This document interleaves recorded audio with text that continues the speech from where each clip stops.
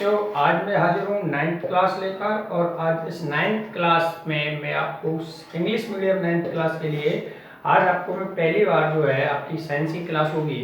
इस science class में आपने अभी तक जो पढ़ा था फिजिक्स और केमिस्ट्री और बायो का जो चैप्टर आपने पढ़ा था, लेकिन आपको पता है जो हमारी 9th क्लास है, आपने 8th क्लास में साइंस पढ़ी थी, तो उसमें एक साइंस नाम से बुक थी और उसमें अलग अलग चैप्टर्स थे। लेकिन जो आपके 9th क्लास की साइंस है उसको 3 पार्टों में डिवाइड किया गया है। नंबर 1 जो है डिवाइडेशन जो है आपकी साइंस का वो 3 पार्टों में है, फिजिक्स, केमिस्ट्री एंड बायो। यानी इन 3 पार्टों में इनको डिवाइडेशन किया गया है। जो मैं आपको पार्ट पढ़ाने वाला हूँ वो फिजिक्स पढ़ाने वाला हूँ, और जो आपकी एनसीईआरटी बुक है उसमें चैप्टर नंबर जो 8 है वो आपका फिजिक्स है। चैप्टर नंबर 8 जो है फिजिक्स वो मोशन। लेकिन सब उससे पहले हमें थोड़ी सी फिजिक्स की बेसिक नॉलेज होना आवश्यक है।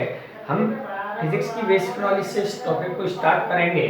तो पहले बच्चों साइंस क्या होता है वो चीज हम जानने की कोशिश करेंगे। देखिए साइंस क्या है। The word science is a Latin word scientia which means to know. यानी जो साइंस का वर्ड है वो किस शब्द से लिया गया है? सेंटिया शब्द से लिया है। सेंटिया जो शब्द है लैटिन भाषा का एक वर्ड है सेंटिया, उससे लिया गया है। उसका मतलब होता है टू नो, यानी जानना, नॉलेज होना। यानी किसी भी विशेष क्षेत्र में जो नॉलेज होती है वो नॉलेज जो होती है वो क्या कहलाती है? मेरी साइंस कहलाती है। अब जो नॉलेज है वो कैसी होनी चाहिए? मेरी ऑर्गेनाइजेशंस एक्सपेरिमेंटल ऑर्गेनाइज सिस्टमेटिकली। यानी जो नॉलेज है मेरी वो सिस्टमेटिकली होनी चाहिए, व्यवस्थित होनी चाहिए। तो उसको मैं क्या कहता हूँ? साइंस कहता हूँ। उसको क्या कहता हूँ? साइंस। यानी जो नॉलेज होनी चाहिए मेरी सिस्टमेटिकली होनी चाहिए, एक्सपेरिमेंटली होनी चाहिए, वो नॉलेज क्या कहलाती है? साइंस कहलाती है। मान लो अगर आपको कंप्यूटर के क्षेत्र में, कंप्यूटर फील्ड में बहुत अच्छी नॉलेज है तो आप बोलेंगे कंप्यूटर साइंस। सोशल क्षेत्र में यानी सोशल फील्ड में आपको बहुत अच्छी स्पेशल नॉलेज है तो आप बोलेंगे सोशल साइंस। ऐसे अगर आपको केमिकल्स के बारे में विशेष नॉलेज है तो वो केमिस्ट्री हो जाती है। ह्यूमन्स बॉडी के बारे में अगर अच्छी नॉलेज है तो वो बायो हो जाती है। और नेचर फिजिक्स जो होती है वो होती है नेचुरल एंड नेचुरल फिनोमेना। यानी जिसमें आपको नेचर के बारे में, इस वर्ल्ड के बारे में अगर जिसमें अच्छी नॉलेज होती है वो फिजिक्स होती है। तो क्या होती है बच्चों? फिजिक्स होती है। The branch of science under which scientific study of natural and natural phenomena is called physics. Is called physics. यानी जिसमें नेचुरल और नेचुरल फिनोमेना के बारे में जो होती है वो फिजिक्स होती है। जिसमें एनर्जी है, मास है, इनके बीच होने वाली अनेक घटनाएं हैं वो हम फिजिक्स में अध्ययन करेंगे। अब बच्चों आपको जब फिजिक्स पढ़ना है तो उसके बारे में जो शब्द यूज हुए मेरे, जैसे एनर्जी है, मैटर है, मास है, ये जो वर्ड होते हैं ये क्या होते हैं? तो those quantities used in physics is called physical quantities. तो बच्चों वो क्या कहलाती है? मेरी फिजिकल क्वांटिटीज कहलाती हैं। और अगर मैं फिजिकल क्वांटिटीज की बात करूं बच्चों तो हमारे जो फिजिकल क्वांटिटीज है वो साइंस में अनेक फिजिकल क्वांटिटीज हैं। जैसे मेरे हिसाब मास जो है, मास है, टाइम है, ये क्या है? टाइम है, एरिया है, स्पीड, ये सब क्या है? वेलोसिटी,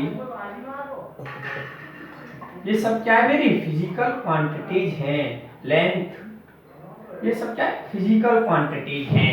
यानी those quantities used in physical quantities is called physical quantities. यानी फिजिक्स के अंदर उपयोग होने वाली सभी क्वांटिटी वो क्या कहलाती है? फिजिकल क्वांटिटीज कहलाती है। हीट है, टेम्परेचर है, अनेक जो वर्ड आप फिजिक्स के अंदर पढ़ते हैं वो क्या कहलाते हैं? Physical quantities.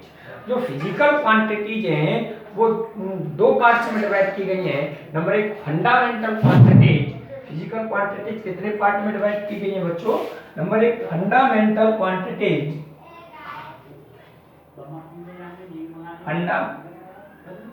फंडामेंटल क्वांटिटीज, और नंबर दूसरा है डेराइव्ड,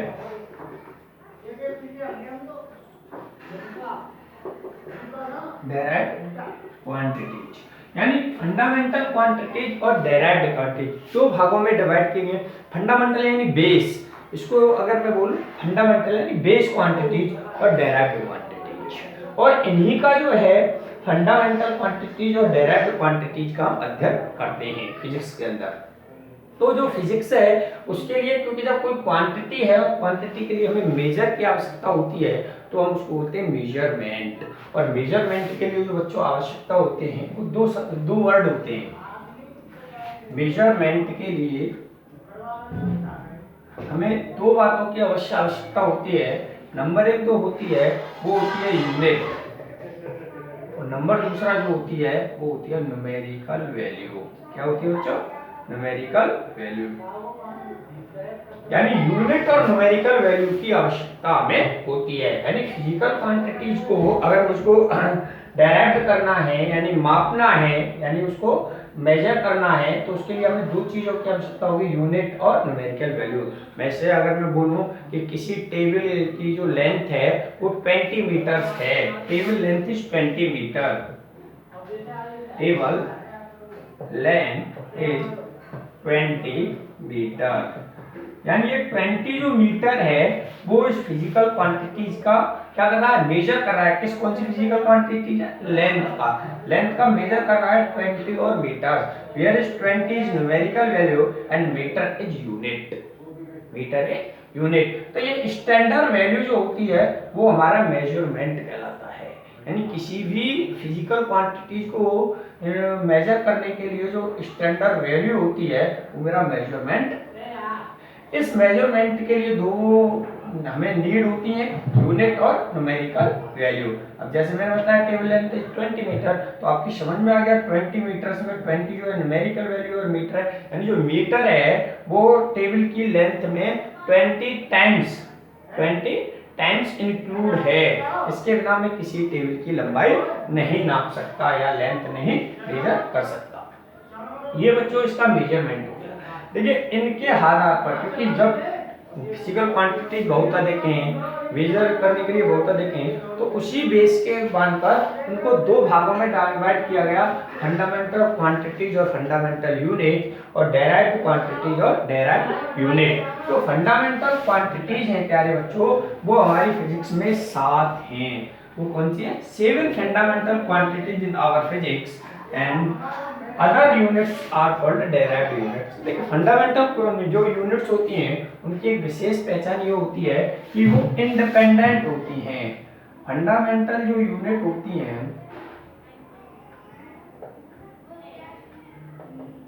क्वांटिटी जो होती हैं वो कैसी होती हैं? इंडिपेंडेंट। कैसी होती हैं? इंडिपेंडेंट होती हैं, स्वतंत्र होती हैं, यानी पूर्णतः इंडिपेंडेंट होती हैं। उनके लिए यानी उनको हम किसी भी तरीके से उत्पन्न नहीं कर सकते। उन्हें हम बोलते हैं फंडामेंटल क्वांटिटीज, यानी ये बेस होती है, इनको कहीं से प्राप्त नहीं किया जा सकता। ये कौन सी होती है? Fundamental quantities. तो कितनी होती है फिजिक्स में? 7 होती हैं, और their units are called fundamental units. और इनकी जो यूनिट्स होती हैं वो फंडामेंटल यूनिट कहलाती हैं। बच्चों फिजिक्स में जो है वो 7 होती हैं। मैं आपको बता दूं, अगर मैं यहाँ लिखूं फंडामेंटल क्वांटिटीज, फंडामेंटल यूनिट्स और इनका मैं सिंबल, यानी मैं जो आपको बताने वाला हूं वो फंडामेंटल क्वांटिटीज और फंडामेंटल सिंबल। तो प्यारे बच्चों फंडामेंटल क्वांटिटीज में जो होगा, फंडामेंटल क्वांटिटीज होती है 7 यूनिट्स होती हैं जो इंडिपेंडेंट होती हैं। फंडामेंटल क्वांटिटीज जैसे मास की फंडामेंटल क्वांटिटीज क्या होती है? मास जो है फंडामेंटल क्वांटिटीज है, और इसकी जो फंडामेंटल यूनिट होती है वो किलोग्राम होती है। क्या होती है? किलोग्राम। और इसको हम रिप्रेजेंट किससे करते हैं? सिंबल क्या होता है इसका? केजी। ऐसी होती है लेंथ। लेंथ का जो होता है, लेंथ का जो यूनिट होता है वो मीटर होता है। इसको एम से लिखते हैं, एम से इसको रिप्रेजेंट करते हैं।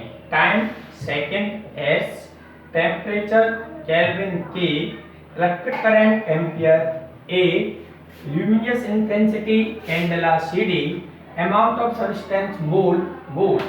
यानी इसको MOL से प्रदर्शित करते हैं। जो ये क्वांटिटीज हैं ये फंडामेंटल क्वांटिटीज हैं, अर्थात ये इंडिपेंडेंट है, इनको हम कहीं से भी इनको हम क्या करते हैं, इनको हम उत्पन्न या डिराइव्ड नहीं कर सकते। डिराइव्ड यूनिट्स होती हैं, those units are derived by fundamental quantities, those units are derived by fundamental quantities is called derived units। यानी जो यूनिट हमारे किससे उत्पन्न हो रही है, फंडामेंटल क्वांटिटीज से प्राप्त होती है हमें, वो हमारी डेराइव्ड यूनिट्स कहलाती है। जैसे एरिया है, एरिया लेंथ इनटू ब्रेथ, और लेंथ की यूनिट क्या होगी, मीटर, अभी मैंने बताया है। और क्योंकि ब्रेथ भी एक लेंथ होती है इसलिए इसकी भी यूनिट मीटर, तो इसका जो फंडामेंट डायरेक्ट यूनिट क्या बन जाएगी, मीटर स्क्वायर। ऐसे फोर्स होता है, फोर्स मास की ये एक्सेलरेशन जो होता है उसकी यूनिट होती है मीटर पर सेकंड किलोग्राम, किलोग्राम मीटर पर सेकंड स्क्वायर, ये फोर्स की यूनिट हो गई। ये मेरा क्या हो गया, डायरेक्ट यूनिट, ये डायरेक्ट क्वांटिटीज। तो ये बच्चों क्या हो गया, फंडामेंटल और आपको डायरेक्ट क्वांटिटी क्लियर हो गई। अब इसके पास होता है यूनिट सिस्टम्स। अब यूनिट सिस्टम में क्या होता है बच्चों, तो बच्चों यूनिट सिस्टम जो होता है हमारे फिजिक्स में 3 टाइप का होता है। ये क्यों आवश्यक होता है, क्योंकि देखिए बच्चों यूनिट सिस्टम की आवश्यकता हमारी फिजिक्स में इसलिए होती है क्योंकि जो हमारी फिजिक्स है, जब यूनिट्सों की संख्या अधिक होगी तो उनको अलग अलग करने के लिए हमें कोई ना कोई सिस्टम डेवलप करना पड़ेगा।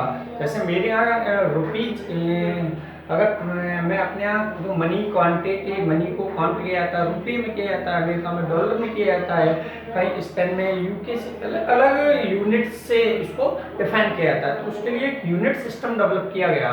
और हमारे यहाँ जो फिजिक्स में 3 टाइप्स यूनिट सिस्टम होता है, there are 3 types of unit system, MKS, CGS, FPS। MKS system, CGS system और FPS सिस्टम। जो MKS सिस्टम होता है उसको इंटरनेशनल लेवल पर मान्यता प्राप्त है, इसको इंटरनेशनल सिस्टम भी बोलते हैं। यूनिट सिस्टम को क्या बोलते हैं, इंटरनेशनल सिस्टम्स भी बोलते हैं MKS को। तो बच्चों MKS में जो होता है, एक टेबल के माध्यम से हम समझेंगे। MKS में जो लेंथ का यूनिट होगा वो मीटर, मास की जो होगी वो किलोग्राम, टाइम का जो होगा वो सेकंड। CGS में सेंटीमीटर, ग्राम, सेकंड। FPS में फुट, पाउंड, सेकंड। इनको हम याद कर सकते हैं। अगर मैं आपसे पूछूं MKS में द्रव्यमान की यूनिट क्या है, आपको किलोग्राम, मैं बोलूंगा। CGS में द्रव्यमान की मास की यूनिट क्या है, बोलूंगा ग्राम। FPS में मास की यूनिट क्या है, पाउंड। समय की यूनिट FPS में सेकंड, CGS में सेकंड और MKS में भी सेकंड। ऐसे अगर मैं पूछूं लेंथ की यूनिट, CGS में क्या है, सेंटीमीटर, MKS में मीटर, FPS में फुट। ये यूनिट सिस्टम होता है बच्चों। आज के टॉपिक में यही समाप्त करता हूं बच्चों, आगे के लिए मिलेंगे। Thank you all of you.